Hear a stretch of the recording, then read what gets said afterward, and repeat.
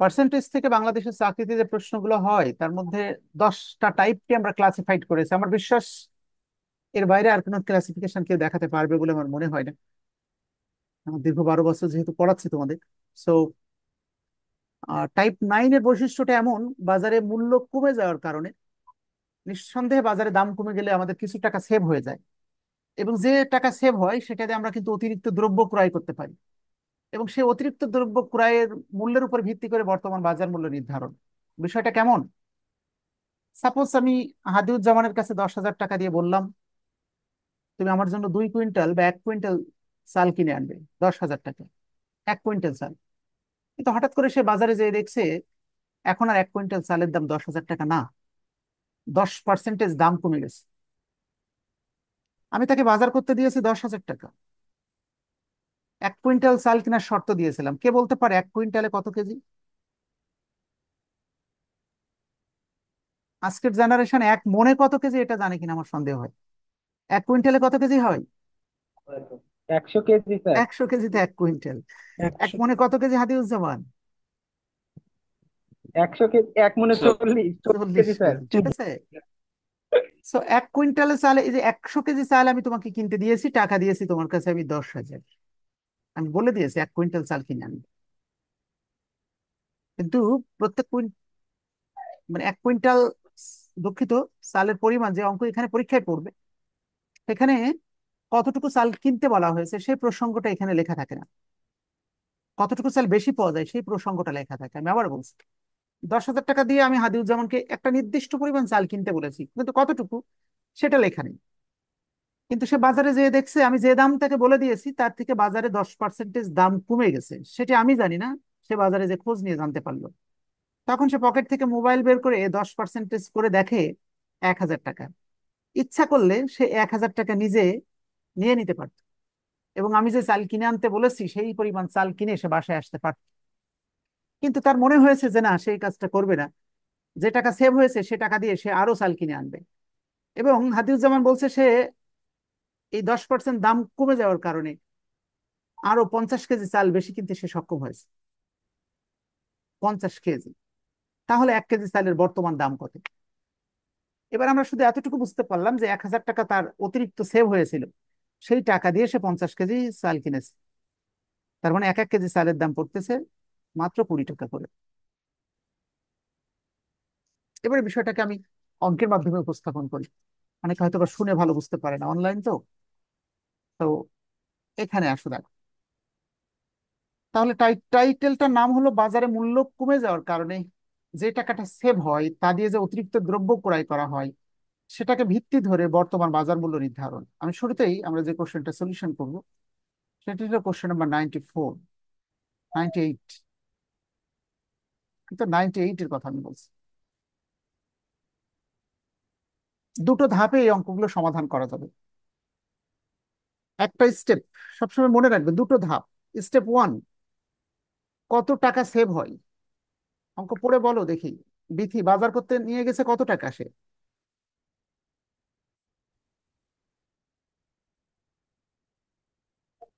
কত ছয় টাকা সেভ হাজার হয়? লেখা আছে 6,000। গমের মূল্য 15% কমে যাওয়ায় 6,000 টাকায় পূর্ব অপেক্ষা, মানে যা গম কেনার কথা ছিল তার থেকে 1 কুইন্টাল গম বেশি কিনেছে সে। আচ্ছা, বাজার করতে নিয়ে গেল 6,000 টাকা, আমরা এভাবে কাউন্ট করবো, অঙ্ক অঙ্ক না ভেবে। 6,000 টাকা নিয়ে বাজার করতে যে দেখা গেল 15% গমের দাম কমে গেছে। পকেট থেকে মোবাইল নিয়ে 15% করে ফেললাম, করে দেখা গেল 900 টাকা সেভ হয়। এই অঙ্কটাই, এই 900 টাকা আগের দিনে ছাত্ররা ঐকিক নিয়মে ক্যালকুলেশন করতো। সেটি কেমন? তারা এভাবে করতো: 100 টাকায় সেভ হয় 15 টাকা, ওই যে 15% দাম কম। 1 টাকায় কত, আর 6,000 টাকায় কত, ঐকিক নিয়মে তাদেরও 900 টাকায় আসতো। তো এখনকার জেনারেশনের এত সময় নেই, তারা সরাসরি 6,000 টাকা গুণ 15 ভাগ 100, 900 টাকা। তাহলে দুটো স্টেপে অঙ্ক করবে। স্টেপ 1, কত টাকা সেভ হলো? 900 টাকা। স্টেপ 2, টাকাটা কি কাজে ব্যবহার করলো? লেখা আছে এই 900 টাকা দিয়ে পূর্ব অপেক্ষা 1 কুইন্টাল গম বেশি পেয়েছে সে। 1 কুইন্টাল মানে 100 কেজি গম। তার মানে কি হাদিউজ্জামান, 100 কেজি গমের দাম কত? 900। 900 টাকা স্যার। নিঃসন্দেহে 900 টাকা, না হলে তো সে 100 কেজি গম কিনতে পারেনি। বলছে যা কেনার কথা ছিল 6,000 টাকায়, তা অপেক্ষা মানে পূর্ব অপেক্ষা আরো 1 কুইন্টাল গম সে বেশি কিনেছে। এই 900 টাকা যেটা সেভ হচ্ছিল সেটা দেশে 100 কেজি গমের দাম 900 টাকা। 100 কেজি গম কিনছে, তাহলে সেই হিসেবে 1 কেজি গমের দাম 900 ভাগ 100, 9 টাকা। So this is the correct answer. তাহলে দুটো ধাপে আমরা অঙ্ক করবো। স্টেপ ওয়ান, কত টাকা সেভ হয়। স্টেপ টু, টাকাটা কি কাজে ব্যবহার করা হলো। এবার আমি সরাসরি বিসিএস এর একটি কোশ্চেন সলভ করে দিচ্ছি এবং তোমরা আমাকে একটি সলভ করে দেখাবে। বিসিএস এর কোশ্চেন নাম্বার 104 তোমরা স্ক্রিনে দেখতে পাচ্ছ। তৃষা হাজরা একটু পড়ে শোনাও আমাদেরকে কোশ্চেন নাম্বার 104। কলার দাম 25% কমে যাওয়ায় 75 টাকায় আগের চেয়ে 5টি কলা বেশি পাওয়া যায়। তুমি বলো কত টাকা সেভ হয়।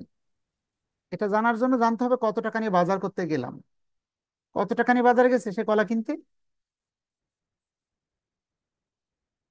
75 টাকা। 75 টাকা স্যার। 75 টাকা দিয়ে তোমার বাবা তোমাকে বললো কলা কিনে আনবে। তুমি বাজারে যে দেখছো কলার দাম যা ছিল তার থেকে 25% দাম কম। তাহলে 25%, 25 1 25 4 25 100 কাটাকাটি করতে যেও না। ম্যাথমেটিক্স এর একটি বিশাল ভাষা হলো, যেহেতু এটা উত্তর না এটাকে ব্যবহার করে অঙ্ক করতে হবে। ওই ছাত্র বোকা যে এটা কাটাকাটি করতে যে সময় নষ্ট করবে।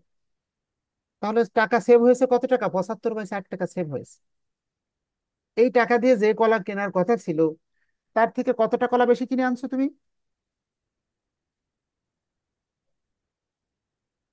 তাহলে স্টেপ ওয়ান, কত টাকা সেভ হয়? 75 টাকায় সেভ হয় 75-এ 4 টাকা। এবং এই টাকা দিয়ে অতিরিক্ত কয়টা কলা কিনেছে বলো তো দেখি? 5টি কলা। আচ্ছা। তার মানে বোঝা গেল 5টি কলার দাম নিঃসন্দেহে 75/60 টাকা। তাহলে সেই হিসেবে একটি কলার দাম একটু কম হবে। কম মানে ম্যাথমেটিক্স এর ভাষায় ঐকিক নিয়মে ভাগ হয়। এ যা আছে তা তো লিখলামই, ভাগ মানে নিচে চলে যাচ্ছে। প্রশ্নকর্তা বলছে 1 ডজন, প্রতি ডজন কলার দাম কত বলো তো? 1 ডজনে কতটা হয়? চাঁপাইনবাবগঞ্জ রাবেয়া বসরি এবং অনিক মাহমুদ, 1 ডজনে 12টা কতটা হয়? স্যার।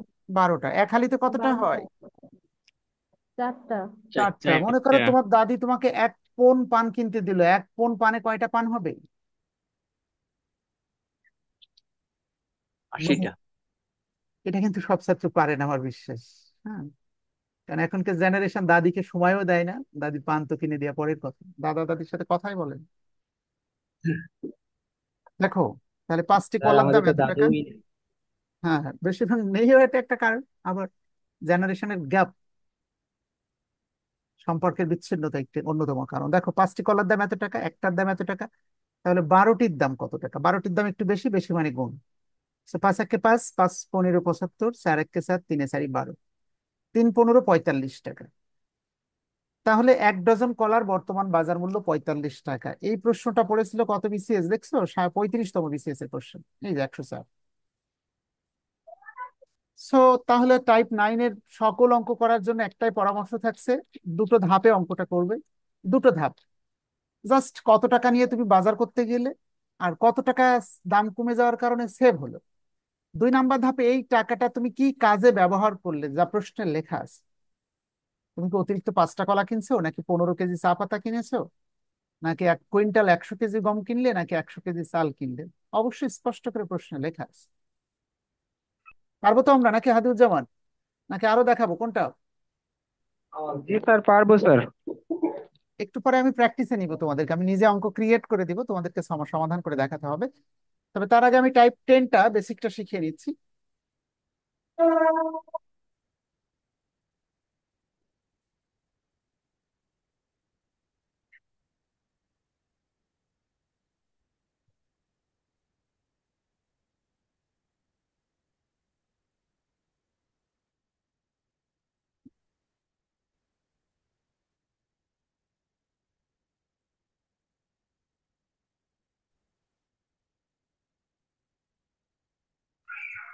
একটু খেয়াল করো সবাই, আমি এখন তোমাদেরকে, আমরা এখন যেই জায়গাটাতে তোমাদেরকে নিব সেটি হলো টাইপ 10। সো এই টাইপ 10-এর যে প্রসঙ্গ বা ম্যাথমেটিক্স যে টাইপের, এখানে মূলত কি ব্যাপার এটি, কম্পোজ না হওয়ার কারণ কি? 87 নম্বর কোশ্চেন, টাইপ 10-এর একটি ম্যাথমেটিক্স। এটা ভুলে টাইপ 8-এ কম্পোজ হয়ে আছে। আচ্ছা আসো, যেগুলো আছে সেটা নিয়ে আগে কথা বলি। টাইপ 10 টাইটেল লেখা আছে পার্সেন্টেজের প্রভাব। মানে পার্সেন্টেজ থেকে এই যে 10 ধরনের প্রশ্ন চাকরিতে পড়ে, অলরেডি 9টা টাইপ আলোচনা করেছি। টাইপ 10-এ হলো পার্সেন্টেজের প্রভাব। প্রভাব শব্দের অর্থ হলো যেমন মনে করো তুমি 100% বেতন, তুমি যে চাকরি করো, যে যে ব্যক্তি মাসে 5,000 টাকা বেতন পায়, সম্পূর্ণ টাকা যদি সে পায় তাহলে সে বলবে আমি 100% বেতন পেলাম। এখন একজনের বেতন 5,000 না, 1,00,000 টাকা। সম্পূর্ণ টাকা পেলেই কিন্তু সে বলবে আমি 100% বেতন পেলাম। তাহলে 100%-এর ব্যাখ্যা হলো স্বয়ং সম্পূর্ণতা। আমার যা প্রাপ্য আমাকে সম্পূর্ণরূপে দিয়ে দেয়া। এখন লেখা আছে এক ব্যক্তি এক মাসে তাকে 70% বেতন দেয়া হলো, এবং এই কারণে সে 35,000 টাকা বেতন পেয়েছে। তাহলে তার মাসিক বেতন কত? মাসিক বেতন যার যেটা তার জন্য সেটা 100%। কিন্তু ওই মাসে তাকে কোম্পানির বিশেষ কারণে তার 70% বেতন দিল, তাই সে 35,000 টাকা পেল। তাহলে 1%-এ নিশ্চয়ই আরো কম হতো। আর 100%-এ যদি বেতন দেয় তাহলে নিঃসন্দেহে বেশি হবে। এটাকে বলা হয় পার্সেন্টেজের প্রভাব। শূন্য কেটে দিলাম, 5 × 7 = 35, 50,000 টাকা তার মাসিক বেতন। সো পার্সেন্টেজের প্রভাবটা সবাই বুঝতে পারছো কিনা? 70% বেতন পেলাম এক মাসে আমি, তা দ্বারা দেখা গেল আমি 35,000 টাকা আমার বস আমাকে দিল। আমার কাছে প্রশ্ন করা হলো আমার মাসিক বেতন কত। তো যদি 100%-এ আমাকে বেতন দিত তাহলে আমার বেতন হতো 50,000 টাকা। So this is called effect of percentage. Effect of percentage মানে পার্সেন্টেজের কত পার্সেন্টেজে কত টাকা ওঠানামা করে, এটি আমরা হিসাব করে দেখব।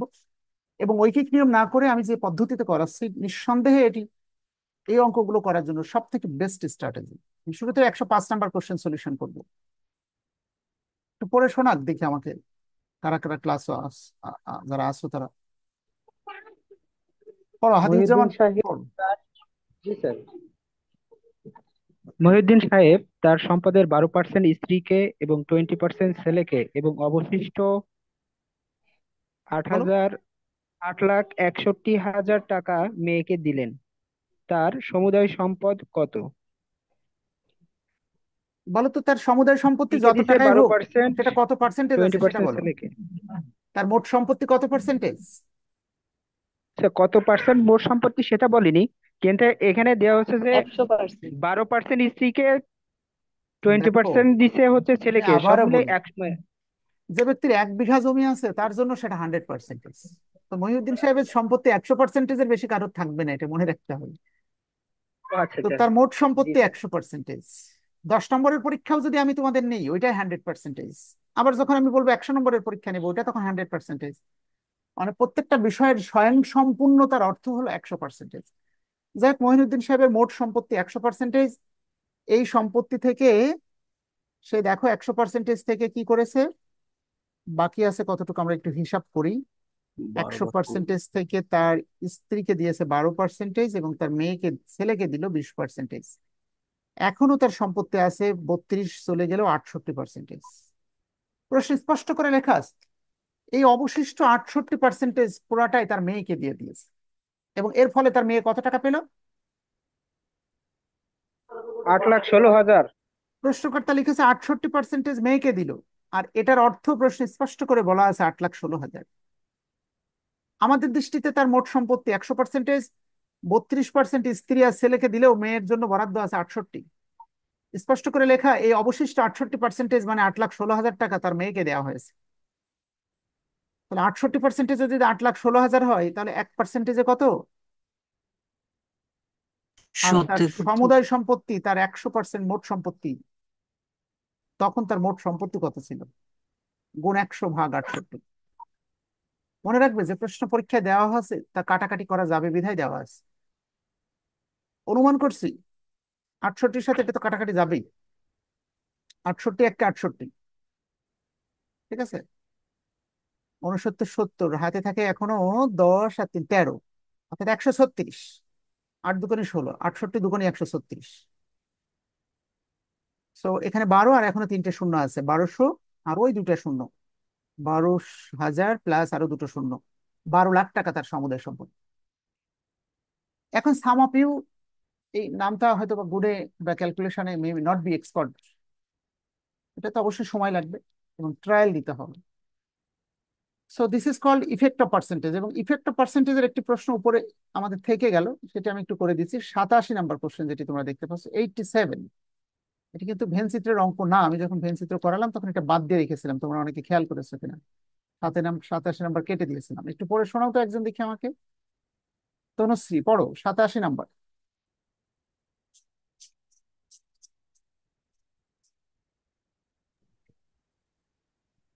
কোনো পরীক্ষায় শতকরা 85 জন ইংরেজিতে পাশ করেছে। ইংরেজিতে ফেলের মোট সংখ্যা 75 জন হলে পরীক্ষার্থীর সংখ্যা কত? পরীক্ষার্থীর সংখ্যা যাই হোক, সেটা তো 100% নাকি? জি স্যার। পরে বলেছে শতকরা 85 জন, শতকরা 85 জন মানে 85% ফেল। লেখাই আছে শতকরা 85 জন ফেল।